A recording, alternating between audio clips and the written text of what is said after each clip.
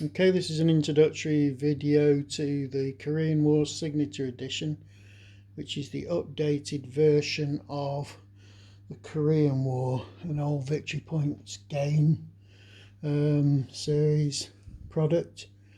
Now, first thing I will say about this is table space. This is a 6 foot by 4 foot table. There are 4 maps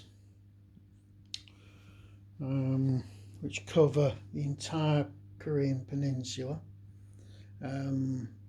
This is much bigger than the original footprint of the game, which was quite a big game as it is. So be wary of that. If you're buying this, you're going to need a decent sized area to actually play it. There's a lot of player aids. Now the thing about this game is it's quite old style in the fact that you've got a lot of the tables are actually printed on the map. That means a lot of the player aids are probably redundant. You don't really need them, but some here I can see that the UN reinforcement escalation chart is not on the map.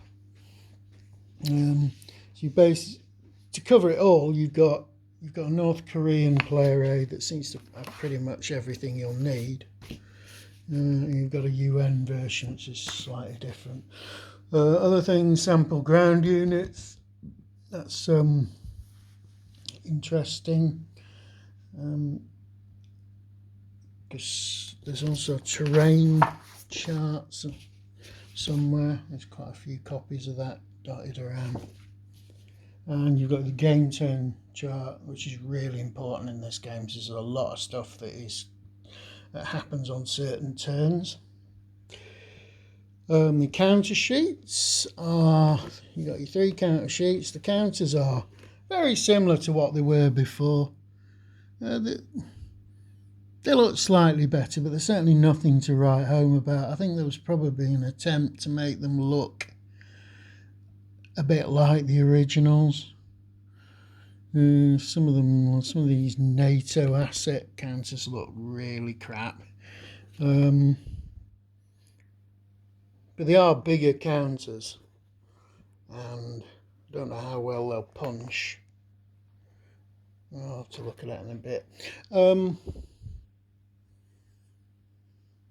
Notice they've changed the colour schemes. When I first had a look at the counter sheets, I thought, well, they're Communist Chinese, they're supposed to be red, but they're not. They've changed the Communist Chinese to this colour, so you've got North Korea Chinese.